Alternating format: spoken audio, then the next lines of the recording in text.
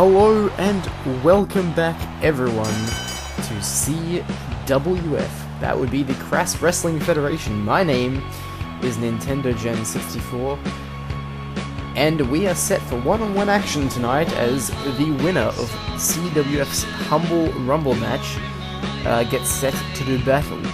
Of course, the FH013, Al Malloy, whatever you want to call him, outlasted 19 other CWF Superstars to become the winner of the inaugural CWF Humble Rumble match and earned himself a one-way ticket to the main event of Crassmania 2, which will be our next pay-per-view event. Of course, Al Malloy will be challenging for the CWF World Heavyweight Championship in the main event of Crassmania 2. What is left to be seen, though, is who will he be challenging, because tonight, the main event on CWF Sunday Superstars will be Slodgeball challenging for his former CWF World Heavyweight Championship. Anyway, entering now, we have the man who came second in the Humble Rumble match. That would be Owen, who is 1/3 of the British Meanies, and of course 1/2 of the CWF World Tag Team Champions. Owen came extremely close to winning the CWF Humble Rumble match, but came up just a bit short, and now is getting a chance to get some sort of revenge. Obviously, by winning this match here against Al Malloy tonight, he won't actually become the #1 contender, but it could be a nice notch in his belt, and it could maybe skyrocket him a bit up the singles ladder. But for now, it's Owen going one-on-one with Al Malloy, and Al blocks a punch from Owen and gets him with a couple chops there and a kick and another chop, but Owen counters and Al Malloy goes behind, but Owen quickly goes behind Al, and now Owen setting up Al for a move. What could it be? No, Al counters into a headlock. Al with a lovely arm drag there. Of course, Al Malloy, no stranger to the main event scene, has challenged for the World Heavyweight Championship in the past. However, this will be his first time doing it on such a grand scale like CWF Crassmania 2. And of course, anyone who can say that they've main evented at Crassmania is clearly a CWF superstar worthy of becoming the heavyweight champion. So Al Malloy has definitely conquered the mid-card, the Intercontinental Championship division, being a 2-time Intercontinental Champion. But he's obviously got his eyes set on the big prize, the big goal, which would be the World Heavyweight Championship. Anyway, this match is being taken to the outside. Owen countered Al just momentarily with a hip toss, but Al's back to his feet. Ooh, and throws Owen into the ring post. I don't think Owen saw that one coming. Now Al gets up to the top rope. What's he thinking? Oh, counters Owen and hits a top rope leg drop right on the tip top of Owen's head, momentarily stunning him. Now Al sets up for, what is this? It is a Northern Lights suplex, one of Al's signature maneuvers, has won matches on numerous occasions with the Northern Lights suplex, but Owen counters back with a punch. Ooh, knee to the midsection from Al Malloy. Ooh, another kick, another lovely kick, and a chop. Ooh, and a punch into the face of Owen, and now setting him up for, looks like, a slingshot into the bottom rope there, wreaking havoc on Owen's windpipe, making it very difficult for him to breathe there. And, ooh, countered with another kick. Step up Enziguri, picture perfect step up Enziguri. Now Al is going to the top rope. Could we see it? This is his finishing maneuver. It's the 5-star frog splash. Took a bit out of Al there, but now Al, is he going to go for it? Yes, he's going into the cover. Referee makes the count. 1, 2, 3. It is all said and done. Al Malloy winning against Owen.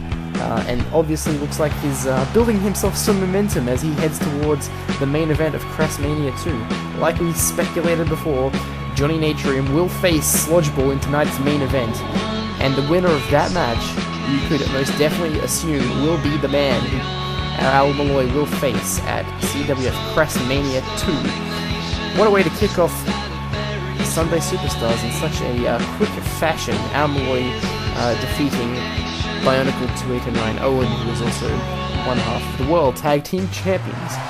Speaking of tag teams, we've got a tag team match coming up here. this would be the debut of the newest tag team here in CWF, the team of Spike Stuff and Paul Patrick Bandicoot. Spike Stuff being on the right, and Paul Patrick Bandicoot being on the left. These two young upstarts are making it their presence known here in CWF Sunday Superstars. We've seen a bit of Paul Patrick Bandicoot in the past, mostly on losing ends of contests. But this is the very first time we're going to be seeing him in tag team action, and it's the very first time we're going to see Spike Stuff in any sort of action at all.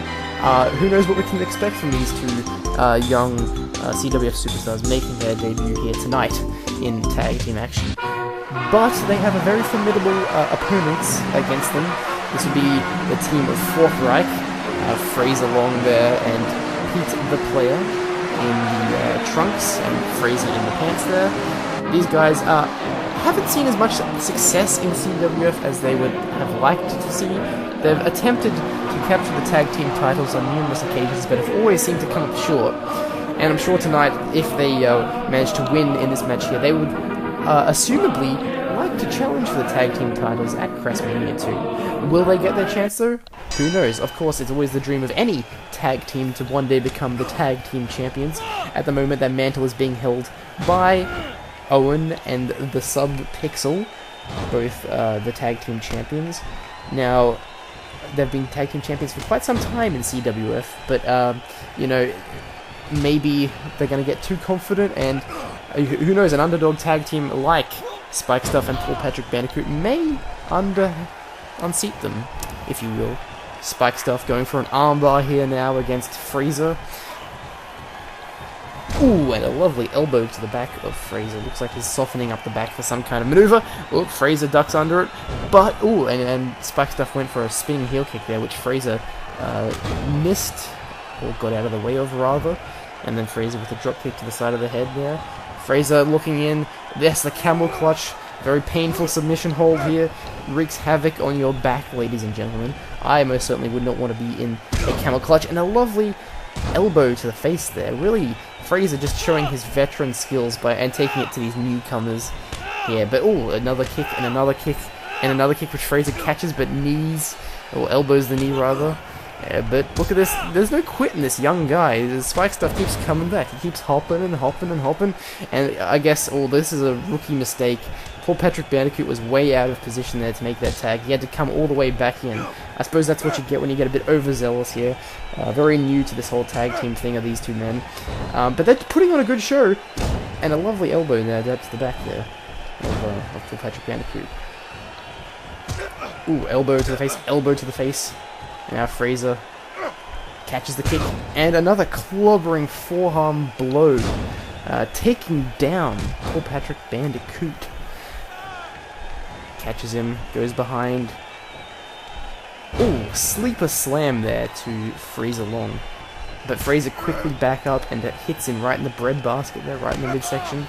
This is a very back and forth tag team match. You know, I would have thought that for such a new team like Paul Patrick Bandicoot and Spike Stuff, maybe they haven't quite gelled together. I'm yet to see them really gel as a tag team yet.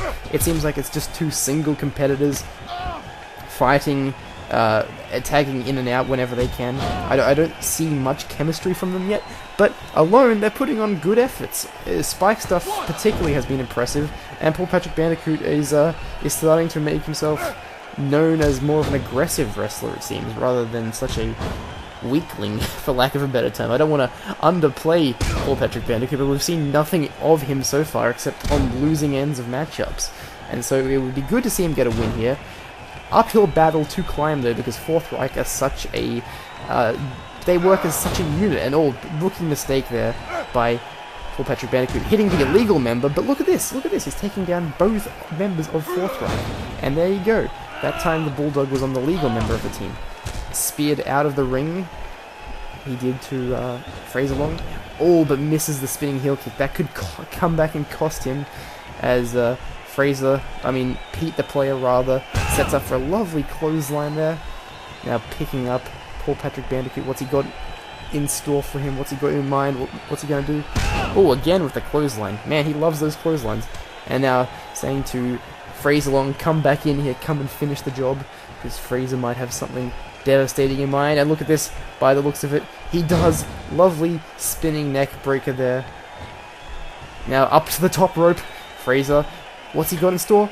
Flying elbow drop, and look at this, perfect teamwork here. Fraser goes for the cover, Pete the player knocks the other member of the tag team off the rope, and look at that, Fourth Reich pick up the victory. In a very hard-fought win, actually. I would have thought it would have been easier for them, but it just goes to show that Spike Stuff and Paul Patrick Bandicoot, putting on a good effort here, still have a long way to go before I can consider them a credible tag team in the tag team division. But for their debut, not a bad effort. Paul Patrick Bandicoot feeling the effects of that flying elbow drop from the top rope there that Fraser gave to him. Look to see big things from those two guys as their careers develop here in CWF. But for now, Fourth Reich come out on top. Yes, you see it right, folks. This is a cash in the safe qualifying match for an upcoming match at CWF's next pay-per-view event, being Crashmania 2. Because at Crashmania 2, we will be seeing a 4-man ladder match for the cash in the safe briefcase. What exactly is the cash in the safe briefcase? Essentially, it is a briefcase that has inside it a contract for a one-on-one CWF World Heavyweight Championship match at any time of the cash in the safe owner's choosing, meaning that they could cash that in for a title match whenever they feel like it. How do they get the cash in the safe championship? You climb a ladder and retrieve the briefcase. So we will be seeing 3 other qualifying matches as the weeks go on here in CWF Sunday Superstars, leading up to the road to CWF Crashmania 2. Crash Bandy Spyro 12 making his entrance, of course a former World Heavyweight Champion in his own right, would love to become CWF World Heavyweight Champion again. He could do so by winning the cash in the safe contract and then cashing in on a prone champion, whomever the champion may be. Of course, that being said, he has a very uphill battle to climb because his opponent tonight is 1/3 of the British meanies. It is King Europe 1, one of our most devastatingly powerful CWF superstars. We've seen this guy on the winning end of many big matches. However, he has never beaten Crash Bandy Spyro 12 in a one-on-one match. Did you know that? He's beaten him in tag team competition before, but never a one-on-one match. Actually, maybe he hasn't. I don't think he's ever beaten Crash Bandy Spyro 12. This is a first. This would be a first, rather, for King Europe 1 if he could manage to defeat Crash Bandy Spyro 12, because thus far, I believe the record books show that Christian, King Europe 1, is 0-4 against Crash Bandy Spyro 12 in every single match he's faced him in. So this would be their 5th encounter. Arguably, you could say this is for the most important encounter of their careers, actually, because we have such a monumental prize on the line if one of these men manages to win this match and then go on to Crashmania 2, retrieve the cash in the safe briefcase, and then become CWF World Heavyweight Champion. Both men here very proud of their heritage. Crash Bandy Spyro 12 obviously representing Israel with the Star of David on his outfit there, on his wrestling tights, and King Europe 1 sporting the Union flag on his. And a bit of taunting. Never strays from a bit of taunting does King Europe 1. Throwing into the ropes, counters with a lovely running STF. Now, insult to injury, standing right on the sternum area of Crash Bandy Spyro 12. And another taunt at Crash Bandy Spyro 12. Quick on the uptake there. Flings Christian into the corner. Christian counters. And now flings Bandy into the corner.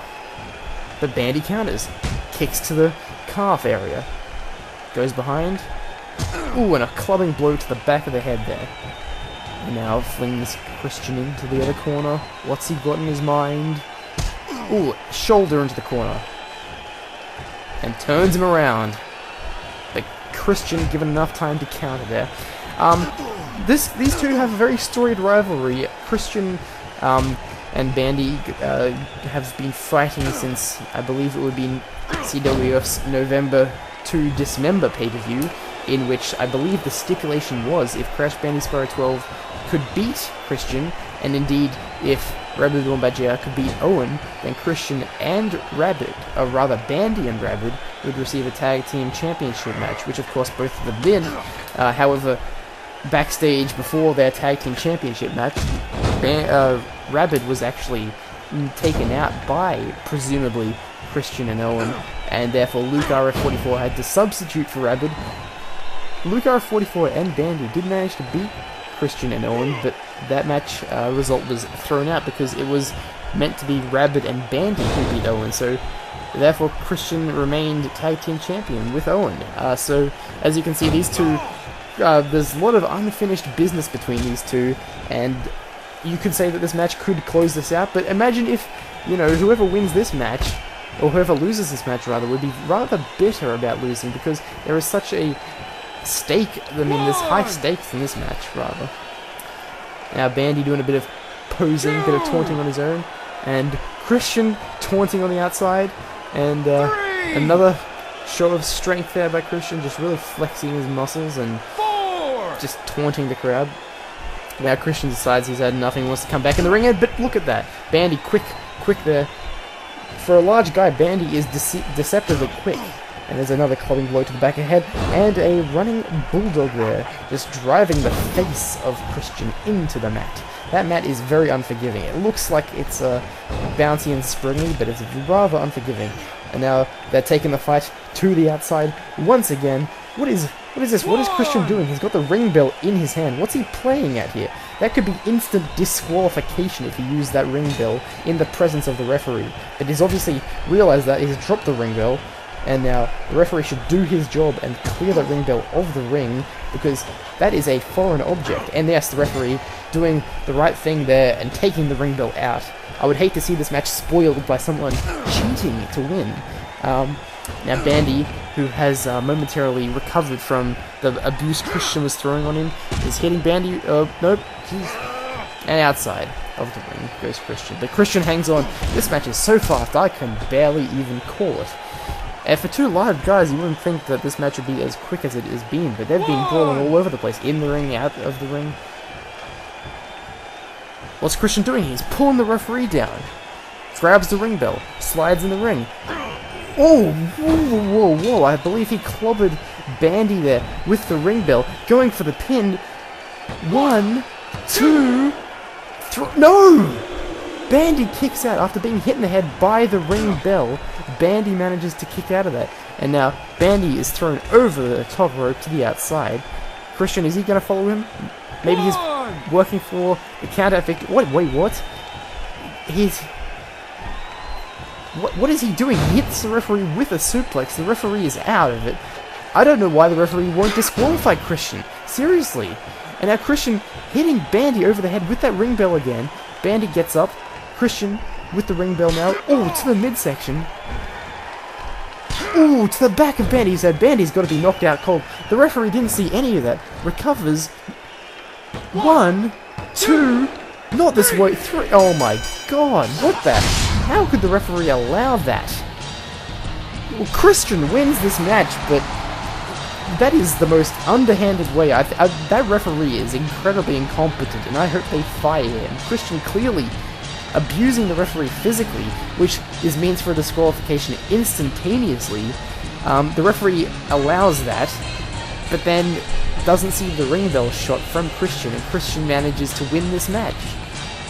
Unbelievable. That is absolutely unbelievable. Well, Christian is now 1-4 against Bandy, and will move on to Crestmania to compete in that Cash in the Safe match.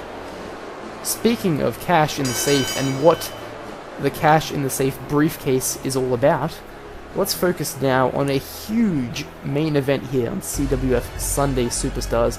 It is, of course, the former champion, Slodgeball, the man who was never pinned in the CWF Humble Rumble Triple Threat match for the World Heavyweight Championship, is challenging for the title that he claims he never lost, against a man who never pinned the champion to win the title. I speak, of course, of Johnny Natrium, who pinned Crystal Fissure in the Triple Threat match at Humble Rumble after he was hit by Slodgeball's own finishing maneuver.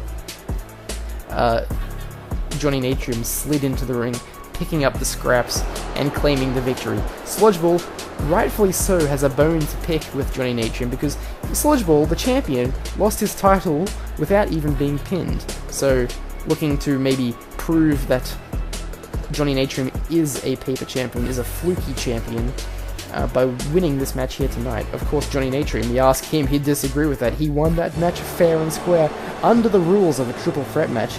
Johnny Natrium said it himself before the Humble Rumble pay-per-view event, that he was on no one's side, and he was looking after no one's back but his own. And believe it or not, like, there were no disqualifications in the championship match. There were no disqualifications in a triple threat match. Johnny won, like it or not. Johnny Natrium is the champion, is the CWF World Heavyweight Champion, and obviously if he wins this match tonight, then we know that the main event of Crassmania 2 will be Johnny Natrium versus Al Malloy. Slodgeball, however, you would have to think would take a huge umbrage to that prospect. Slodgeball definitely deserves to be champion. He proved himself for 133 consecutive days to be a fighting champion, taking on all comers, such as Crash Bandy Spyro 12 in a steel cage match. He defeated his mentor, Luke RF44, and actually defeated the #1 contender for the title, Al Malloy. However, most of those circumstances, if you go back and watch the footage, were under dubious circumstances indeed. So, you could make an argument that maybe Slodgeball is the paper champion, or was the paper champion. But yes, that's what it's all about, ladies and gentlemen, right there in the referee's hands. The CWF World Heavyweight Championship, held by the likes of Slodgeball and Crash Bandy Spyro 12, and now currently being held by Johnny Natrium in his first reign. And we are underway here with the main event of CWF Sunday Superstars. Caught by Slodgeball is Johnny Natrium, and Johnny Natrium is in jeopardy now, but manages to kick out before the referee can even make the 1 count. This is high stakes, ladies and gentlemen. Never do I think has there been a more important World Heavyweight Championship match in the history of Sunday Superstars, because this match has huge bearings on the main event of the biggest show in CWF history, that being CWF Crassmania 2. At CWF Crassmania 1, however, Slodgeball did pick up the victory and become the inaugural CWF World Heavyweight Champion. Lost that title a month later to Crash Bandy Spyro 12, who only held the title for 8 days before losing it once again to Slodgeball, who held it for 133 days before losing it in a triple threat match to Johnny Natrium. And now, this is Slodgeball's mandatory rematch. Every champion who loses their title gets a mandatory rematch within a certain amount of time. If they do not invoke that rematch, however, that rematch is null and void. And now, lovely roundhouse kick there, springboard roundhouse kick by Johnny Natrium, who slides into the cover. 1, 2, and no. Johnny Natrium went for a kick there, another flying lariat there, but is countered by... oh, but no.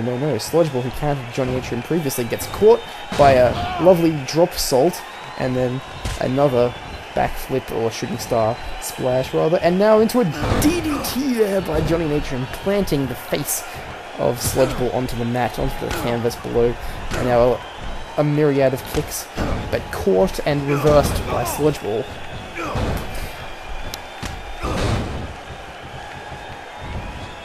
Now Johnny Natrium attempting to get onto the ropes there, and I guess crashes and burns, but catches a bit of Slodgeball on his way down. Both men seem to take a bit of that, and there's another bulldog, or one-handed, single-handed bulldog, not the conventional bulldog, and out to the outside goes Slodgeball.